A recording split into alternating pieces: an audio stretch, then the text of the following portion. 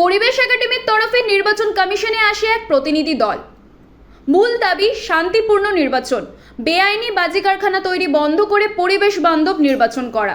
যারা ভোট দিতে যাচ্ছেন সেখানে যারা মারা যাচ্ছেন নির্বাচনের আগে বা পরে, তারা কেন ক্ষতিপূরণ পাবে না? সরকারি কর্মীরা যদি পান তাহলে বাকিরা কেন পাবেন না? পঞ্চায়েতে যেখানে ঝামেলা হয়েছে সেখানে বেশি করে নজর দেওয়া হোক। নাগরিক সমাজের তরফে হ্যান্ডবিল বিলি করা হয়েছে, ফ্লাক্স ব্যবহার বন্ধ করতে হবে। সেই ফ্লাক্সগুলো পরবর্তীকালে ঠিকমতো বাতিল করা হয় না। আমাদের মূল আসার উদ্দেশ্য একটাই, আমরা আগেও চিঠি দিয়েছি, কেন্দ্রকেও চিঠি দিয়েছি, কেন্দ্রীয় নির্বাচন কমিশনকে, যেখানে যাতে একটা পিসফুল নির্বাচন হয়। আমরা দীর্ঘকাল ধরে দেখছি পশ্চিমবঙ্গে যখনই নির্বাচন হচ্ছে রক্তের মিছিল চলছে, সেইটি যাতে বন্ধ করা যায় তার জন্য আসা, তার জন্য তারা কি করণীয় কাজ করছেন একটু জানছি। আমরাও যে বড় প্রস্তাব যেটা দিয়েছি যে পশ্চিমবঙ্গে এই বেআইনি বাজি কারখানা হচ্ছে, বারবার জুডিশিয়াল অথরিটিও হচ্ছে, বেআইনি বাজি কারখানাগুলো হচ্ছে মারণবোমা তৈরি করার কারখানা। আমরা পুরো লিস্ট দিয়েছি কোথায় কোথায় আগে বিস্ফোরণ ঘটেছে, কত লোক মারা গেছে। 2009 আর অনওয়ার্ড আমরা নির্বাচন কমিশনকে দিয়েছি, সেই সমস্ত জায়গাগুলো আপনারা চেক করুন যাতে মারণবোমা তৈরি না হতে পারে।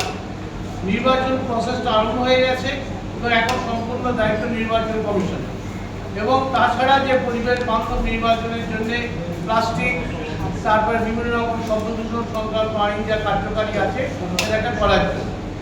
দ্বিতীয় বিষয়বস্তু আমরা যেটা করতে এসেছি, দীর্ঘকাল ধরে আমাদের সংস্থা বলছে, আমরা হাইকোর্টে জনস্বার্থ মামলাও করেছি, যেটা করছে এই যারা ভোট দিতে যাচ্ছে তারা যখন মারা যাচ্ছে, আপনার ভোট দিতে ডাকছেন, অথচ তারা দেখা যাচ্ছে যে ভোট দিতে গেল সে আক্রান্ত হয়ে মারা যাচ্ছে, ওই যারা পোলিং এজেন্ট মারা যাচ্ছে, সাংবাদিকরা আক্রান্ত হয়ে যাচ্ছে, বিভিন্ন লোকের সম্পত্তি হচ্ছে নির্বাচনের আগে পরে।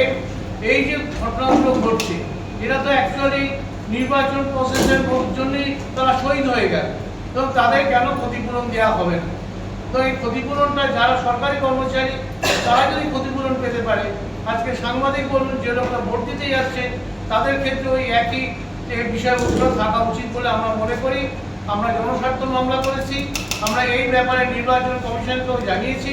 নির্বাচন কমিশন রাজ্যকে বলেছিল, কিন্তু রাজ্য বা কেন্দ্রের পক্ষ থেকে এখনো সেইভাবে কোনো উদ্যোগ আমরা দেখতে পাচ্ছি না।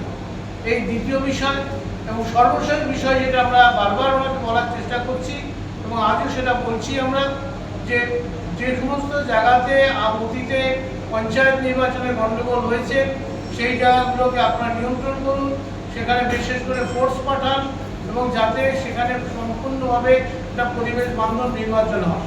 এবং এই পরিবেশ বান্ধব সন্ত্রাসমুক্ত নির্বাচনের জন্য নাগরিক সমাজের পক্ষ থেকে একটা হ্যান্ডবিল আমরা দিয়েছি, সমস্ত পলিটিক্যাল পার্টিকে আমরা পাঠিয়েছি, যে আপনারা অন্তত শান্তিপূর্ণ নির্বাচন করুন। আপনারা যদি নিয়ন্ত্রণ করেন তাহলে কিন্তু ঘটনা ঘটতে পারে না, হারায় তাহলে কিন্তু গণ্ডগোলটা হবে। সুতরাং আজকে বিভিন্ন নাগরিক সমাজের পক্ষ থেকে যে হ্যান্ডবিলটা দেওয়া হয়েছে সেটাও আপনাদের এখানে ওনাদের কাছে পাঠিয়েছি, বিভিন্ন সমস্ত কটা রাজনৈতিক দলকে আমরা পাঠিয়েছি এই বিষয়বস্তুকে নিয়ন্ত্রণ করার জন্য।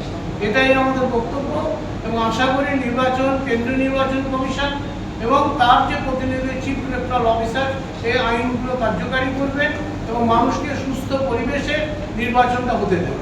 ফ্লেক্স ব্যবহার বন্ধ করা, কাপড়টা করার জন্য, এবং নির্বাচন কমিশনের আরও একবার দুবার এই ব্যাপারে সার্কুলার জারি করেছে, খুব কিছু কার্যকারী হয়নি।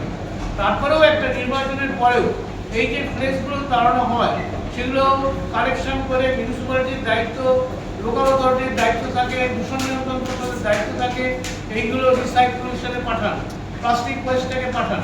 সেটাও যে খুব কিছু হয় তা নয়, ব্যাপক ফ্লেক্স লাগানো হয়, সেই ফ্লেক্সগুলোকে পরবর্তীকালে করলে সেই ফ্লেক্স থেকেও কিন্তু আবার ওয়েলথ তৈরি করা যেতে পারে। এর টেকনোলজি এসে গেছে, এখন সেইগুলো যদি আমরা কার্যকরী করতে হবে। দেশের প্রচলিত আইন যা রয়েছে, পরিবেশ বান্ধব আইন, অন্যান্য আইনগুলোকে কার্যকারী করলেই আমরা কিন্তু একটা সন্ত্রাসমুক্ত পরিবেশ বান্ধব নির্বাচন পরিস্থিতি আমরা পাবো। মানে ফ্লেক্সের বদলে কাপড় বা জুট এরকম জুট ব্যবহার করা হোক।